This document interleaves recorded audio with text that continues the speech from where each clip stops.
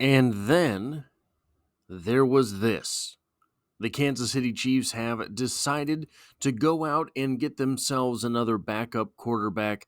This time it is Gardner Minshew. The Chiefs sign, this from Arrowhead Pride, in an article titled "The Chiefs Sign Quarterback Gardner Minshew. Kansas City has a new backup passer." From Arrowhead Pride by Jared Sapp, we get the following. Minshew has started 46 games over his career in 9 starts with the Raiders last season. He threw for 2,013 yards with 9 touchdowns and 10 interceptions. His season ended with a broken collarbone sustained in Week 12. At the start of the league year, Wednesday, the Raiders released Minshew with a failed physical designation. While terms of Minshew's contract have not been released, the Chiefs are likely getting the quarterback at minimal cost. Minshew was still owed $3.2 million in guaranteed salary from the Raiders in 2025.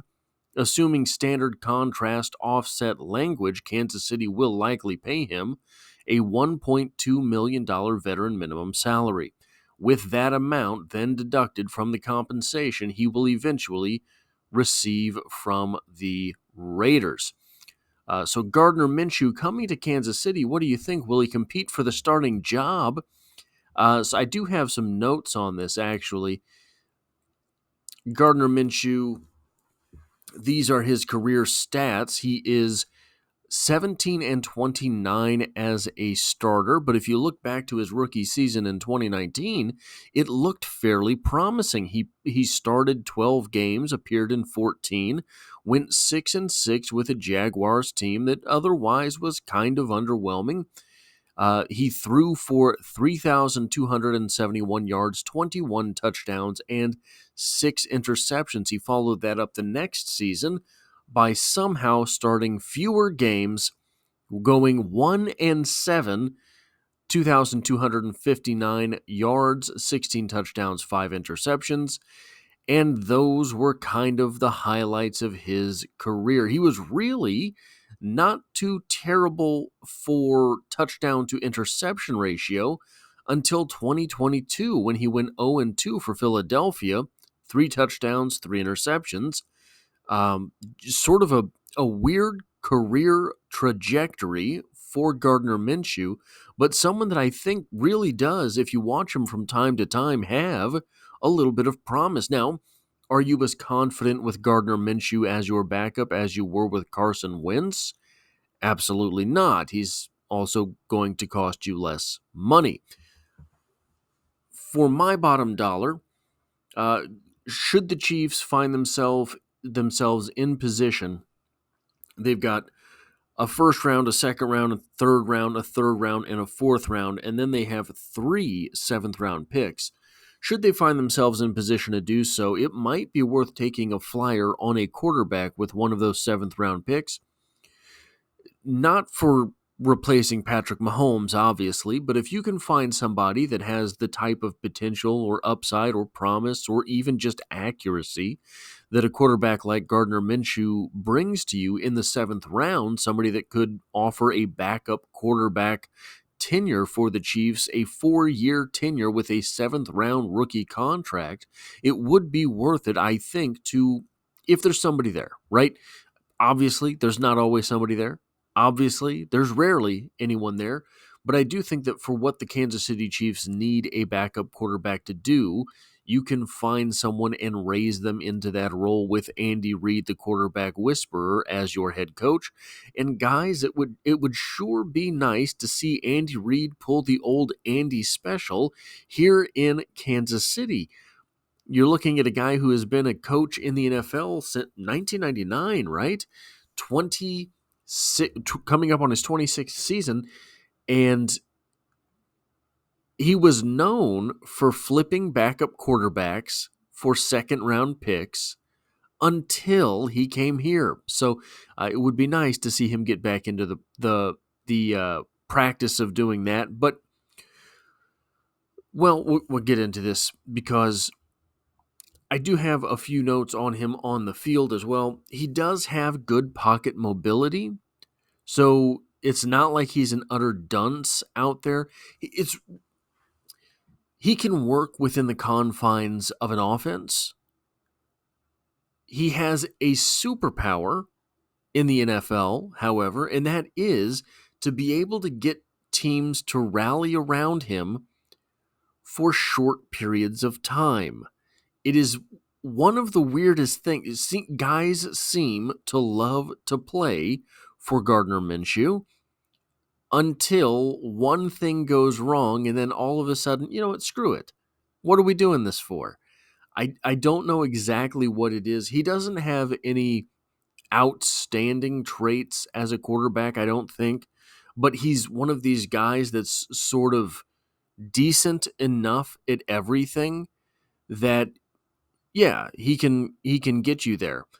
I think the difference between him and Kirk Cousins is that Kirk Cousins has had some pretty good teams from time to time. I so I say that sort of tongue in cheek, but the only times that Minshew has been given a real shot, I think that he was destined to do. He was destined to fail from the beginning of that opportunity. So that's not really quite fair to Gardner Minshew. So let's talk about what this means for the Kansas City Chiefs. Hopefully, right? I think we can all agree on this. Hopefully, not terribly much. This is a one-year deal. This is the maybe the big talking point here. This is a one-year deal. So there is basically no contractual upside to this, meaning there's not a whole lot of anything they can profit from Gardner Minshew being on the Chiefs unless he's on the field, which is a loss in the first place, unless, like I said earlier, the Kansas City Chiefs do find a way to draft someone in the 7th round or find one of these miraculous UDFA quarterbacks that hop around the league for a little while that can beat Gardner Minshew out. Because after the preseason, there will always be a market for the Gardner Minshews of the world.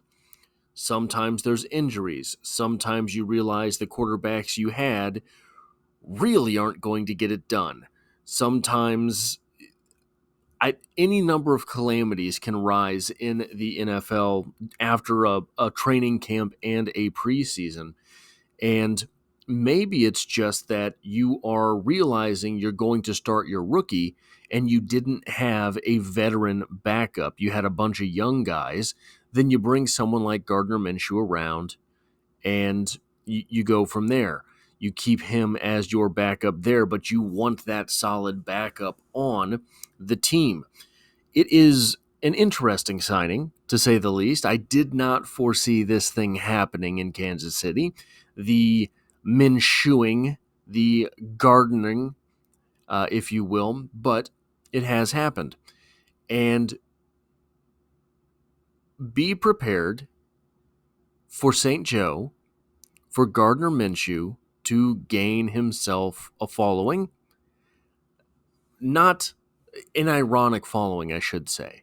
I think that everyone will be rooting for Gardner Minshew in some way.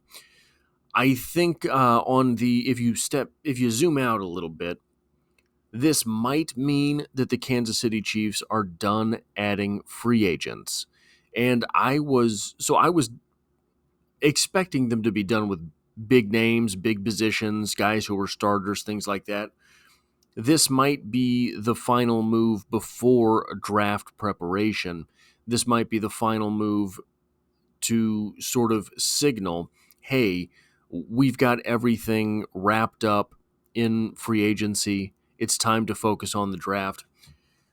One thing that I started, this is completely unrelated to Gardner Minshew, but I do want to share it because I don't know if I'm going to make a full video on it. The offensive line. If the Chiefs draft an offensive tackle in this draft, and I fully expect they will, I kind of think it will be early, they will have a bevy of offensive line talent. Could be argued, not the best talent in the world, and I'm with you, I get it. Some of those guys probably aren't starters. But I keep throwing back to that Yasir Durant trade that Veach pulled off. I think it was his first season as the general manager with the Patriots. Yasir Durant had started a handful of games and had played a handful of snaps, but he was big and he had the measurables, and he did look fairly competent out there when he was out there, and the Chiefs were able to get a draft pick out of him. Now, do I want to see the Chiefs roll the dice and trade any of their offensive linemen away? No, but they might be in the position where they're going to have to cut some people simply due to the numbers aspects of things. So if you look at this year's draft, it started off light because of a bunch of trades. And next year, we have some extra draft picks. We traded one for Uche, right? But there should be a couple extra ones. I don't think we will have any compensatory picks next year, but you're starting to line up a draft that could be a big draft for the franchise, because look, next year is when that big 2022 draft class becomes free agents. That was a franchise dynasty defining draft. And a lot of those guys are going to hit the open market, and probably you won't be bringing a number of them back. It will be necessary to have a good draft next season in order to replenish the shelves here in Kansas City. That is all I have for this video. If you like or appreciate what it is that I do here, hitting the like button really does help me out, as it tells YouTube to share this video with other Kansas City Chiefs fans. And if you find yourself here by chance but not design, the Chiefs are the only thing I talk about on this channel, dropping multiple videos every single week, and I hope to have you back for the next one.